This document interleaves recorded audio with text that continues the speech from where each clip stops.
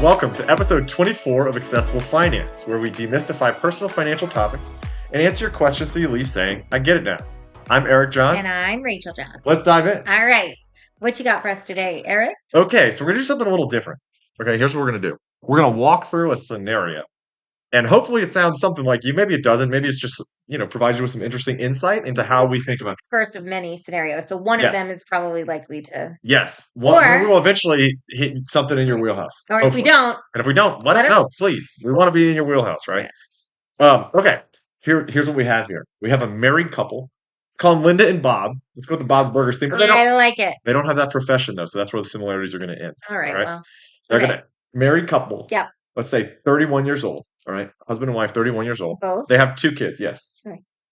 They're 31. What? They can't be both 31 years old? I mean, they could. All right. Well, they clarifying. They are. Okay.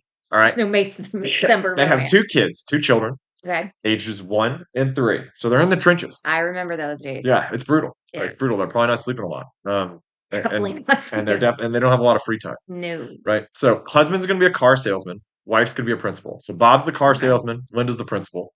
They have an AGI from their tax return of $160,000. Oh, he's $160,000. I know what the principals get paid, so he does pretty well as car salesman. Right. So, all right. They're not participating in workplace retirement plans. Okay. They have them. They're offered, but they're not participating. Okay. Their reported spending. I don't know. Well, we'll find out. We're gonna ask Linda. All right. So they spend $5,000 a month. Okay. They open 529s for each of their 2 children, and they contribute $1,000 a year. All right. They're spending $5,000 a month for the 1 and a 3-year-old. That's what they said. That's the reported spending. Okay. Okay. They have modest credit card debt outstanding of $4,000, which is generating a fee or interest of $80 a month that they're paying. Sure. So they're not behind on their interest payments, but they are incurring interest payments. Got it. They have a checking account balance of $10,000. Okay. Taxable brokerage balance of $20,000. Okay. All right. And then they have $15,000 in. Bob has $15,000 in his Roth IRA account. Linda has $10,000 in her Roth IRA account. Okay. And then Bob has $15,000 in his a rollover IRA from an old employer. It's an old 401k. He rolled it into an IRA. Okay. All right. So you got it. Like this would be a very common thing, right? Clients come to us, say, okay, this is kind of my life story. And so they give us this information. And so then we like to guide them through kind of like all of the services that we have, right? Mm-hmm. So the first area that we tend to live in with clients is the cash flow and budgeting. Just because, believe it or not, clients have been known to be inaccurate in their cash flow situation or their budgetary spending. Yeah, I would broaden that to I think almost everyone. Very few people are really excited about doing a budget. I mean, I'm not excited about running our numbers. I do them, but it's not like this is gonna be great. 30 minutes of my time. It's great on the back end when we're done with it. Yeah, it's pretty cool. It is pretty cool. But I think that it's if you're not doing well, that's even more of a reason not to do it. It's like stepping on the scale when you've just eaten, chili cheese dogs. When you've got your 1 and 3-year-old, you have a huge lifestyle change that's just happened. Yeah. Presumably you're in the trenches. You get 30 minutes to yourself. The last thing you want to do is plug some numbers into a spreadsheet. And if you're working on like commissions or bonuses or something like that, your spending may ebb and flow with like your income stream. Like you had a great sale or a great month. I don't know, you got a bonus. So those are all things to factor in, right? But so let's dive into it. Okay. So cash flow. Yeah. All right. Reported spending $5,000. AGI $160,000. Some simple multiplication. So I'm spending $5 a month after tax, right? Right. And then I have 12 months. Yeah. Right. But we're gonna say that's 60,000, correct? It is. So 60,000 a year. Okay. Yeah, okay. So let's assume that they're paying a flat tax rate of 20%. Okay. They're probably not, because most people are not going to have an effective tax rate of 20% that are with an AGI of 160. Super specific, right. But even if, again, that is a point of clarity. Let's just wing it. Let's say they pay $30,000 in taxes. We're being Yeah. So 20% would be 32,000. We're rounded down to 30. Let's say they pay $30,000 in taxes on their AGI of 160K, which again is not going to be their taxable income because they have a standard deduction. Whatever. We're ballparking it, okay? Don't do it. Oh no, I'm getting yelled at, guys. It's Too No. much. I agree. It's too granular. All right. But anyway, Right. 160,000. Okay. Yes. We're going to say they pay 30,000 in taxes. Okay. So we're at 130. We're at 130. Okay. Okay. They also said they save 1,000 for No, each child's 529. no. We're not at 130 yet because then we have to Why? back out the 60. So we're at 130. Then they had 60 in expenses. Sure. Okay. So Okay. now we're at 70. So those were the Got it. known amounts. So we have 70 Yes. we're still looking at. So what else 70. did they And they spend said they money spent, they say they contribute $2,000 a year to So 529 on? accounts. 68,000. Where's that money? Great question. So we've got 15 and 10 in there, Ross. We got 15,000 that we know is an But old rollover. that didn't go in this year, right? No. Okay. No. So Not those that we are know of, not. at least. Well, Linda and Bob say no, that didn't go in this Right. year. Okay. So that still leaves $68,000. Right. Where you're like, And so okay, we're like, maybe they're putting in a what do we taxable do? brokerage. That's only a 20K. That would mean that they've done this for exactly 0 years. Or So the way we start the conversation is we're asking questions, right? Did one of you just get a job? Did your AGI dramatically shoot up for a reason? Did you have a huge sale of stocks or securities or something? What are the or actual did you have W-2s? an Let's look at it. awesome, like, did your car company have like a sudden increase of bonuses? Right. Did people suddenly vote to like increase educational pay? Wow, wouldn't that be nice? Oh, Huh? I know. That'll never happen. Yeah, that's probably happening. But so typically, like when we have clients come in, they're going to give us the numbers that they know to be true. And oftentimes they were true at some point. Sometimes they may be true even at the point in time they're telling us. Right. But overall, like, So the first you're thing we not would say looking to at them that. is look, we're going to look at your cash flow. Right. We're going to look at the actual credit card statements for the last Correct. like X number of months, and we're going to get a handle on what you're actually spending per month. Yeah. And Okay, we're going to review plug it into software. We're all going to the run income all the sources. Yeah. yeah. We exactly. actually look granularly at what budgets are for clients, so we'll be able to say like this is how we're Correct. categorizing your entertainment, your shopping. This Correct. is what you're spending, Well, and it's not in often a like it's not. There's no judgment there. It's just you spent it's but just you spent facts. $10,000. It's Is just that facts. right? Is that And I like think where you it's want to be? important to note that, like, we work with people who span the gamut. So we Right. have people with, Yeah, there are people sticking to pretty reasonably tight, like yes, $3,500 a month, $4,000 pretty a month shockingly budgets. tight. And then we have people who are Happy to able, spend right. $60,000 to $80,000 a month, And that that's is your within plan. that's within their spending limits. Yes. That's completely within the parameters that we've set. That we're happy with that. We would also review, I think, like Hold on. any atypical or like one-time expenses that might come along, like your hot water heater breaks, Sure, or there's a Hurricane Ida hits, Right. things like that may artificially But increase so your spending for first the year. first order of business is Yeah. we got to talk through. We got to figure out what we're actually spending, because we're not spending $5,000 a month. I think everyone that listened so far understands. No world where that $68,000 is just evaporating.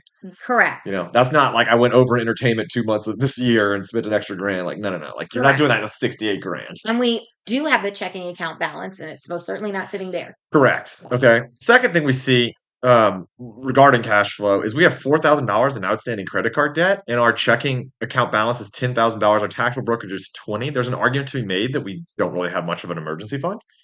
Probably not. Well, you could argue that if your spending is $5,000 a month, I was 3 gonna say. months of an emergency fund is $15,000, But but there's no way it's fine. Let's discuss why, right? So if you have a taxable brokerage of 20, Mhm. you have a checking account of 10, Mhm. we could essentially group them together as like having $30,000 of taxable Right. funds accessible to you, right? Correct.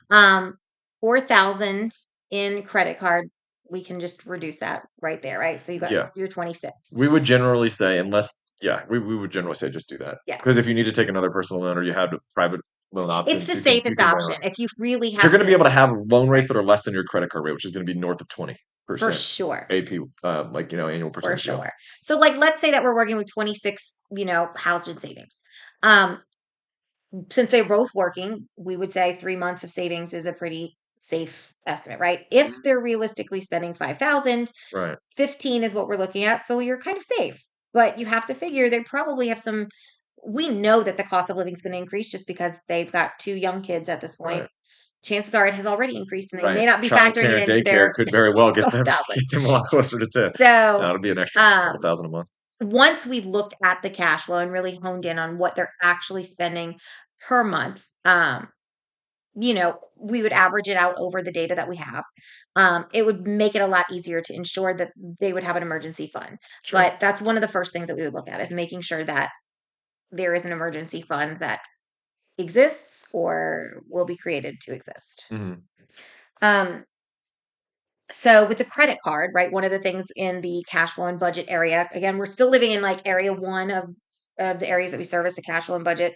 So we review the expenses, we review the income. We're looking at any large expenses that might be coming up. Emergency funding super important. We'd also look into debt management, right? So here they're talking Yeah, about credit card. You said they're not paying it in full, correct? correct. They weren't. Okay. That the first thing that we check off the list is we're just Okay, I was gonna say. write that check. So they come to us not paying it. And as a result, you said they're paying like 80. Yeah, they were just paying $80 a month in interest, but that's 24% annual percentage yields on the credit card, right, on their balance. Right. So we do not want to be paying 24% on anything if we can help it. Ever.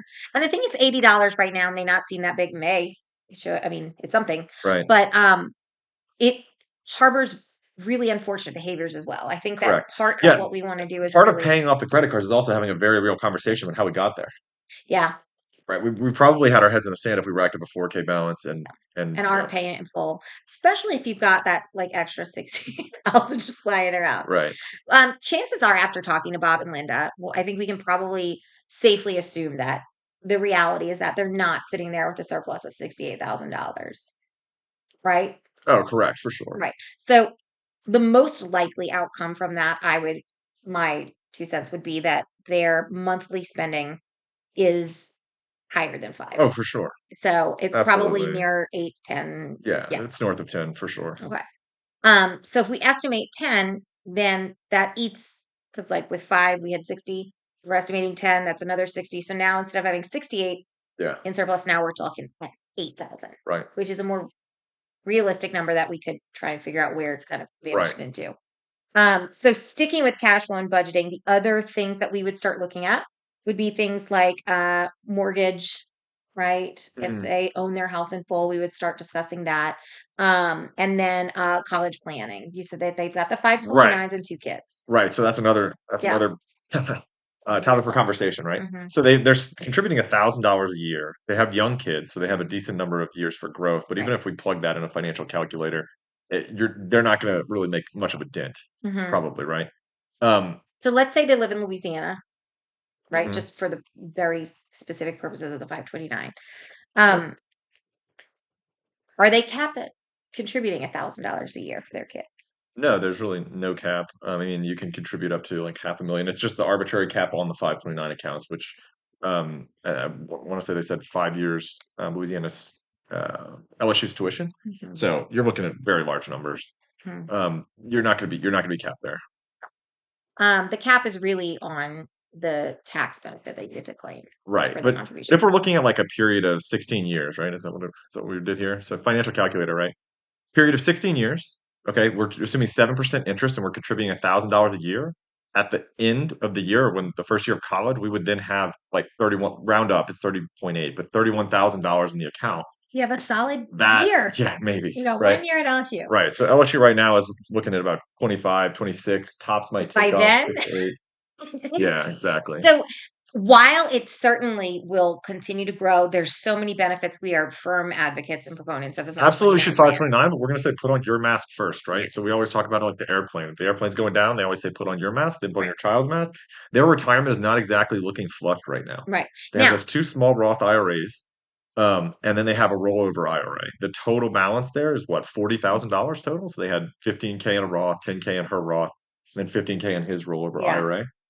So then once we've got a better grasp on the cash flow, right? Like we Right. just did, we would typically, depending upon where the clients are, we're going to move into like the second area of planning. Mhm. Depending upon where the natural conversation goes, it typically for us ends up in retirement planning or in tax planning. The two tend to go hand in hand.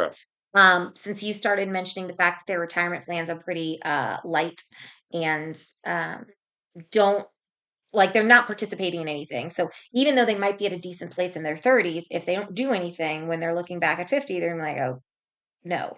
Right. So Right. let's move into the retirement planning, right? Sure. So the second area that we did cash flow, we're looking at area 2, the retirement planning. And the first thing that we're going to start looking at is, do you have retirement plans? What are they? Right. I mean, the first question that we're asking here, they had indicated that they had retirement plans at work that they were not utilizing. So first thing we want to know is what's the match, right? Everybody's heard this before. Hey, the match, the employer match. So typically your employer will have, a safe harbor match of about 3%, which Yeah. means they will match up to 3% of your deferrals, 3% of your salary in deferrals. Okay, so you should take that. And if it's like we match half, we match 50% of all of your deferrals up to 6%, well, then 6% is the number you're hitting. You want to get every ounce of that Since they free will give return you because that's guaranteed, it's free right? money. It's free So money. you're going to take that. So that would be the first place to go. And then after that, we would have a conversation about what their spending is actually like, what they envision their spending, to be like down the road if they think they're going to get, huge inheritances, things that are Right. going to maybe change. We're looking to try to determine whether or not this is the peak or near the peak of their AGI, or if this is actually like the Right. lowest it'll ever be. We're gonna make Maybe they have, estimates as maybe to what they're tax brackets they're right. gonna end up being in Their realistically. parents could be incredibly well off. You know what I mean? Correct. They could be coming into huge amounts of money or businesses that are going to spit out dividends and payments to them. Mhm. And so we need to have a pretty good idea of where they think they're going to end up. Mhm. And it's also important to note that we wouldn't just say okay, let's invest in your employer workplace plan. Typically if you're doing that, there's a variety of options and we want to help narrow down where you should invest in. Oftentimes a lot people will say, okay, I'm going to contribute, but they don't realize that contributing itself is not Just sit investing. there in cash, correct? Correct. So once you we say can I'm sit going to next to the contribute, clients and we'll point. correct, and we'll look at We're going to want this. This is how we're coming to this conclusion. Yeah. This is how your portfolio we suggest Correct. being allocated. And this part kind Ask of us all the overlaps with the investment planning, which is a third area that we offer services in. Correct. Again, all of this would be for a CFP or for our firm. All of this kind of comes together with the plan because we can't really holistically provide for somebody without doing It's all very of these difficult things. to not cover everything. Correct. But I think that making sure that we would review the employer sponsored plans. Since we're talking husband and wife, if one has a plan that's significantly more advantageous than Yep. the other, You stuff that plan and we you would only take get advantage. you get the match in both. Yeah. All right. And then you stuff the plan that is actually better. Correct. Because 401k plan fees are not the same. We've talked about that in prior episodes. They're not Yes. equal. Some plans might charge you Yeah. 1 or 1%. Some plans might charge you 2%. Some could even go to 3. And it's not even just the plan. Some are 0. It's also the investments within the plan. Correct. And so sometimes, when we get into the investment planning and we talk with clients about what is your risk profile, how aggressive do you want to be? How much do you want in bonds? How much do you want in stocks? We're going to look very holistically at the investment. So it might be that Bob's retirement plan has a really advantageous, really great bond option. So he may be his retirement plan may be invested in bonds, and that will represent bonds for them as a couple. We will also have the tough conversation about how do you guys treat your finances together? Not all couples share everything. Some people want stuff separate, which is fine. It just helps us to know whether we need each plan to represent kind of big picture what you want, or if we can treat them all like they're part of one. Another brief interjection while we're talking retirement planning is one thing that we might advocate here is, given that they don't have a ton of funds, we might not want to immediately start, even if we could, get them to agree and we need to be pretty certain and sure that they're going to be able to ratchet down their spending, right? If they're spending 10 or 11K, then they're probably not going to be able to save very much at all. Correct. But if we can get them down to 8, 9, then we can talk about what's going to happen with those extra dollars. There's an additional argument to be made that they should put those dollars in a Roth to make them more accessible to them should they find themselves in dire straits in the near term. Does that make sense? So we're definitely going to go with the employer match first, because you could still rip money out of that and net positive, even with the 10% early withdrawal fees and the tax on the dollars that are taken out. Now elaborate on why you would net positive there. When I hear penalties and when I hear fees, I'm like, oh my gosh, that's terrible. Right. So it's hard to envision a world where Yes. paying penalties or fees could still be more beneficial than the alternative. Right. So what is the alternative? So, okay. So let's say the employer's got 100% match. Yeah. I put in $100. Yeah. They put in $100. Okay. Okay. I then take out, let's say $100. Well, let's say I take out everything. I take the $200 out. Yes. Okay. I then pay. But you don't actually get 200. Correct. I'm going to pay the tax. So let's assume I pay tax at my ordinary rate. Okay. and a 10% which we penalty. said is like 20 for this. Yeah, we're just ballparking Right. 20. It'll be a little lower than that, but that's okay. Yeah, I will. So we take out the full 200. Okay. Right? Remember, that's $100 of our money, $100 of the employer's money. Correct. We agree? So 100 was yours. Absolutely. We took it all out. We're going to pay a 10% penalty right off the top. Yeah, it's 20. $20. Okay, and then we're going to pay tax. Let's assume it's another $40. So 40. Okay, so we're down 60. We're down 60. My total left is 140, right? And how much did I put in? 100. Okay. We're still happy. So even though right? I paid penalty and tax, I'm going to pay for that with their money, the employer's money. I mean, if you need to envision it that way, by all means do. You are going to get your entire chunk back. You can use their match to pay penalties and tax, and whatever's left over, you still get. Mm-hmm. So I do think that it's important, and it's certainly things that we would talk about with clients beforehand and help run through the scenarios for your specific case. But correct. But yeah, so you can save in the Roth, and what I mean by that is you can put the money in the Roth, and you can always withdraw your contributions, tax and penalty free. So if I put in $6,000 into a Roth account, I can withdraw that $6,000 at any point that I want. I can't take out the earnings. If my $6,000 doubled and now it's $12,000 in the Roth account, only $6,000 representing my contributions. Well, that's what I have access to, tax and penalty free. If I want to take the other ones, then I have to have, qualified distribution, or I have to pay taxes and penalties. Right. Now, if you've watched previous episodes, you know very clearly kind of what a Roth is compared to like a taxable brokerage or anything else like that. But the Roth is the like tax-free option because you pay taxes on the front end. You already satisfied the government's need to do the things. So we would essentially talk through with you all of the different retirement options. We would make recommendations. We would go through some hypotheticals or some what ifs, but it would definitely be a situation where we would really make sure that the client would be comfortable understanding what they're thinking about. So just to recap, right? Yeah. So let's say that this is like, we had meeting 1, which was a brief, like 30-minute, like, is it a good fit? Is it comfortable? Are you comfortable with us? Because in the next meeting, we're really kind of bearing our soul of it. You're bringing some pretty, private personal data, and we want to make sure that you feel comfortable and trust us before that happens. So then in the next meeting, we really want you to bring things like your tax return from your previous year, your bank statements, your credit card statements, all of that stuff. So then we would really spend that meeting really in like the cash flow and budgeting. So that's like the first area. Typically, we would go into tax planning, retirement planning, and investment planning.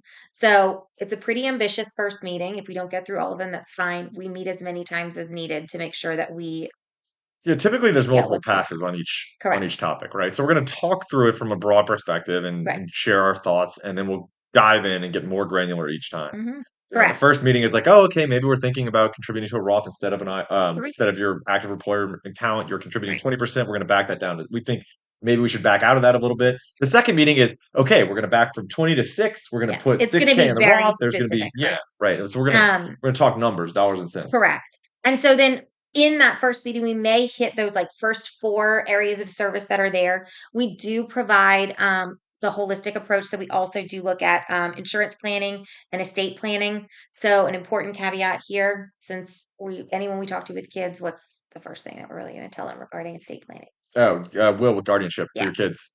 It's going to be a terrible time if both of you perish in the same car crash, plane crash, whatever. But it's even worse if nobody knows what should happen. Exactly. So in the next few episodes, what we'll really be doing is having similar scenarios like this. This was Bob and Linda, the couple in their 30s with their kids, and kind of what our thoughts are. On the next scenario, we'd still be looking in the same areas to provide some comprehensive approaches, but they're going to have very different answers from us. So. Yeah. All right. Well, thanks, guys. Thanks for listening. And you know where to find us, equilibriumfp.com. Send us an email at podcast@equilibriumfp.com. Yes. And let us know if you have any topics you'd like discussed, or if you have any personal, data you want to share. Just anonymize your info, or we can anonymize it for you if you want. Yeah, for sure. And we will be happy to go over on the show and share our thoughts. Yeah. Thanks for listening.